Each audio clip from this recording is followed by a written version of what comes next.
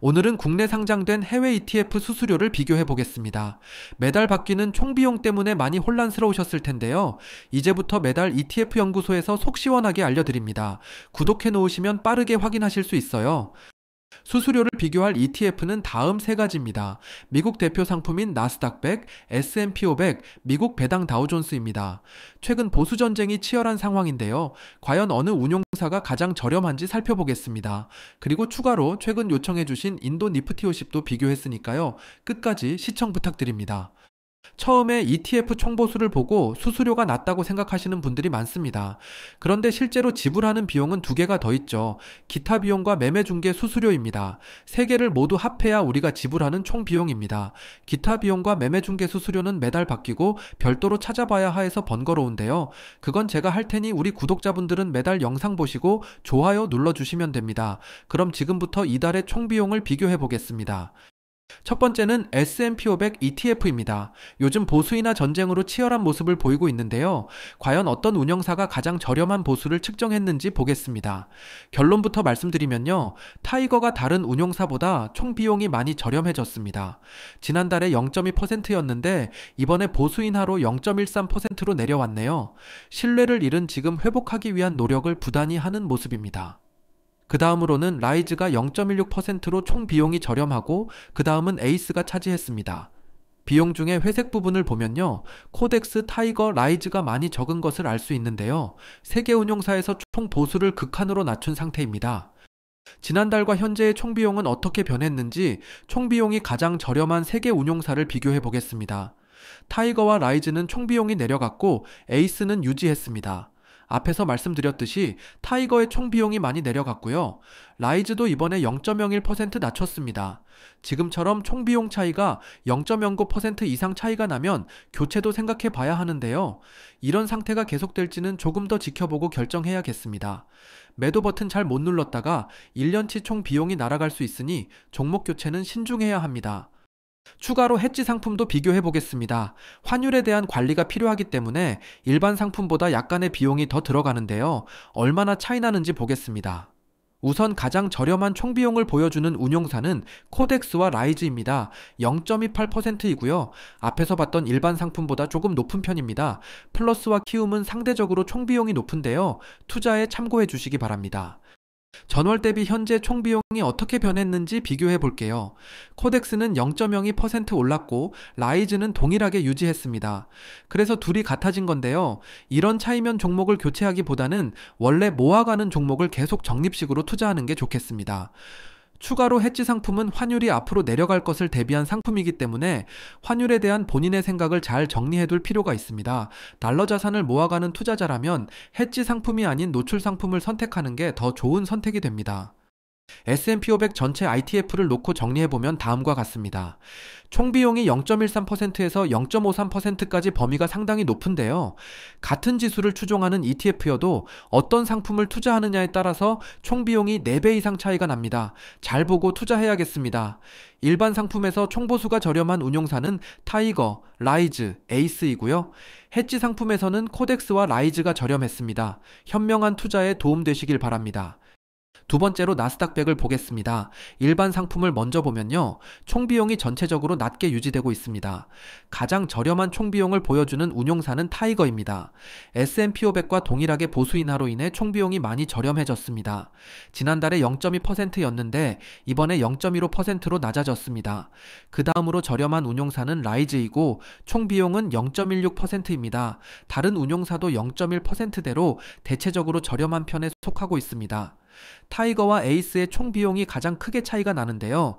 이것 때문에 종목 교체를 생각하시는 분들이 계신데요. 교체 시에 거래 수수료가 발생되고 혹시라도 잘못 매수하게 되면 더 비싸게 매수하게 될 수 있습니다. 그러니 작은 차이는 그대로 운영하는 게 좋습니다. 무엇보다 중요한 건 꾸준히 매수하는 겁니다. 지난달과 현재의 총 비용은 어떻게 변했는지 비교해 볼게요. 타이거와 라이즈의 총 비용이 내려갔고요. 나머지 운용사는 동일하게 유지했습니다. 전반적으로 저렴한 총 비용을 유지하고 있는 모습입니다. 나스닥 100도 해지 상품을 추가로 비교해 보겠습니다. 나스닥 해지 상품은 두 개가 있는데요. 코덱스와 키움입니다. 둘의 총 비용 차이가 큰 편인데요. 그 차이가 0.25%나 됩니다. 0.1% 이상 되면 종목 교체를 고민해 볼 필요가 있는데요. 투자에 참고하시기 바랍니다. 나스닥 100 전체 상품을 놓고 정리해보면 다음과 같습니다. 총 비용이 0.15%에서 0.5%까지 범위가 상당히 넓은데요. 가장 저렴한 상품은 타이거였고 그 다음은 라이즈입니다. 둘의 차이는 0.01%밖에 차이가 나지 않죠. 꾸준히 모니터링하면서 계속 보수를 저렴하게 유지하는지 지켜보겠습니다. 세 번째는 미국 배당 다우존스를 보겠습니다. 최근 절세계좌에서 배당 소득에 대한 과세 이연이 되지 않아 이탈한 투자자가 많은데요. 그래도 배당 성장률 측면에서 여전히 매력적인 종목입니다. 총 비용을 확인해보면요. 결론부터 말씀드리면 타이거가 가장 저렴합니다. 0.13%입니다. 실은 4개 운용사는 모두 상당히 저렴한 편입니다. 앞에서 봤던 S&P 500과 나스닥 100보다 훨씬 낮죠. 처음 보수이나 전쟁이 여기서 시작됐기 때문입니다. 회색 총 보수를 보면요. 4개 운용사 모두 작게 측정되어 있습니다. 총 비용을 가르는 기준은 기타 비용과 매매 중개 수수료에서 나오게 되는데요. 이번에는 타이거의 매매 중개 수수료가 적게 잡히면서 최저 비용이 됐습니다. 전월 대비 현재의 총 비용은 어떻게 변했는지 비교해 볼게요. 코덱스를 제외한 3개 운용사에서는 총 비용이 낮아졌습니다. 특히 타이거는 지난달에도 가장 저렴했는데 더 저렴해졌네요. 아쉽게도 코덱스는 총 비용이 오르는 추세입니다. 이제 3등이 되어버렸네요. 조금 더 자세히 차트로 보겠습니다. 미국 배당 다우존스 상장 이후 지금까지의 총보수를 비교해보면요. 타이거가 처음에 보수를 낮춰 많은 자금을 모았습니다. 그러다 조금씩 보수가 올라가는 모습을 보여줬죠. 작년 6월쯤에는 총보수가 거의 비슷해졌었습니다. 그리고 늦게 코덱스가 미국 배당 다우존스를 출시했습니다. 타이거의 전략을 그대로 코덱스가 따라하는 모습이죠. 처음에는 총비용이 낮았었는데 이제는 모두 비슷한 수준이 됐습니다. 실은 총비용이 0.15% 정도면 상당히 저렴한 건데요. 점점 비용이 올라가는 모습이 보기에 좋지 않네요. 계속 모니터링하면서 앞으로 어떻게 움직이는지 계속 체크해 보겠습니다. 마지막 네 번째로 인도 증시를 보겠습니다. 최근 인도 니프티 50에 투자하는 분들이 늘어나고 있는데요. 어떤 종목이 총비용이 가장 저렴한지 보겠습니다. 현재 가장 저렴한 운용사는 타이거와 키움입니다. 0.38%인데요. 코덱스를 보면 0.4%로 그렇게 크게 차이나지 않는 모습입니다. 0.02%로는 종목을 교체할 정도는 아닌데요. 처음 인도 관련 ETF를 투자한다면 현재 총비용을 참고해서 투자하시기 바랍니다. 전월 대비 현재의 총비용은 어떻게 변했는지 비교해 볼게요. 타이거와 코덱스는 총비용이 내려가고 있습니다. 키움은 동일하게 유지하고 있는데요. 언제 역전돼도 이상하지 않는 상황입니다. 타이거와 코덱스의 총비용이 계속 내려가는지 지켜보겠습니다. 지난달 수수료 영상에서 국내 밸류업 ITF에 대한 문의가 있었습니다. 많은 운용사에서 코리아 밸류업 상품을 출시했는데요. 과연 총비용은 어디가 저렴한지 살펴보겠습니다. 대표 운용사의 코리아 밸류업 상품의 총비용을 확인해 봤는데요. 국내 상장 해외 상품보다 총비용이 많이 저렴했습니다.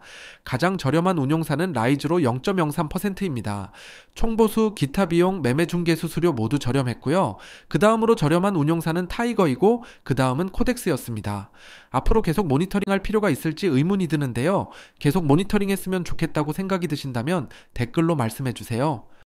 오늘은 국내 상장 해외 ETF 수수료를 비교했습니다. ETF 관련해서 추가로 궁금하신 게 있다면 말씀해주세요. 제가 찾아보고 분석해서 쉽게 알려드리겠습니다. 지금까지 ETF 연구소장 수페였습니다.